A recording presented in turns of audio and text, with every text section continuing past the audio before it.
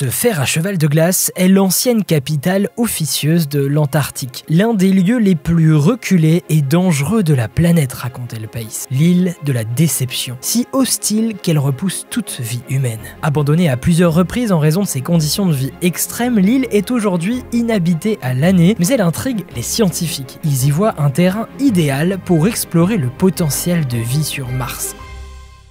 Prenons un peu de hauteur. L'île de la Déception fait partie de l'archipel des îles Shetland du Sud dans l'océan Austral. On est à 120 km au nord de la péninsule antarctique. Sa superficie, 90 km², un peu moins que Paris ou Barcelone. Dans les années 1820, les images vues du ciel comme celle-ci n'existent pas. Alors, quand ils voient l'île au loin pour la première fois, les chasseurs de phoques, américains ou britanniques selon les versions, pensent qu'elle est pleine. Mais en arrivant devant, surprise, une baie en plein milieu, une caldeira pour le terme géologique, formée par l'effondrement d'un volcan il y a 6 à 10 000 ans. C'est ainsi que l'île prend le nom de Island of Deception, l'île de la tromperie, mal traduite par la suite en français en île de la déception. Dans sa baie principale, baptisée Port Foster, les phoquiers puis les baleiniers viennent se mettre à l'abri des tempêtes et des icebergs. À partir de 1906, elle devient une base pour les navires-usines de plusieurs entreprises baleinières chiliennes et norvégiennes. Une étude parue en 2024 dans History of Science Society et citée par El País décrit alors l'île comme une plaque tournante pour l'industrie baleinière, la capitale virtuelle de l'Antarctique, revendiquée par le Royaume-Uni, le Chili et l'Argentine.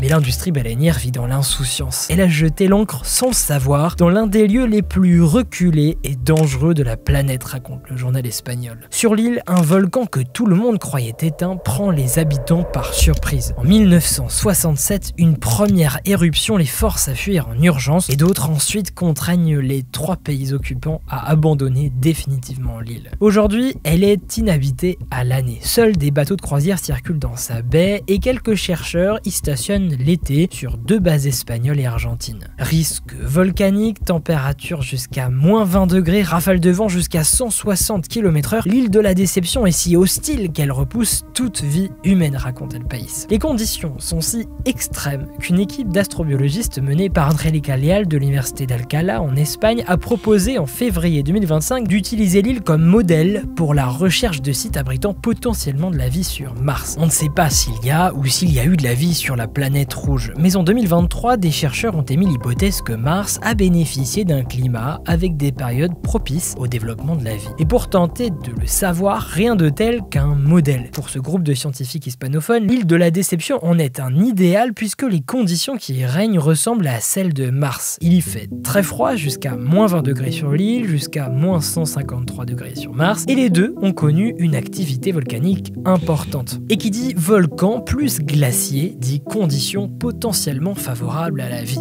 Alors, en étudiant les micro-organismes présents sur l'île, les scientifiques espèrent mieux comprendre si Mars pourrait ou aurait pu avoir accueilli les conditions nécessaires au développement de la vie. Une façon de la comprendre sans poser un pied sur cette planète située à 225 millions de kilomètres de la Terre. Dans les années 2000 déjà, une station météo du rover Curiosity avait été testée sur l'île de la Déception. Il s'agissait simplement d'un test technique dans des conditions extrêmes. Aujourd'hui, il ne s'agirait plus seulement de tester des instruments, mais de considérer l'île elle-même comme un laboratoire de la planète rouge.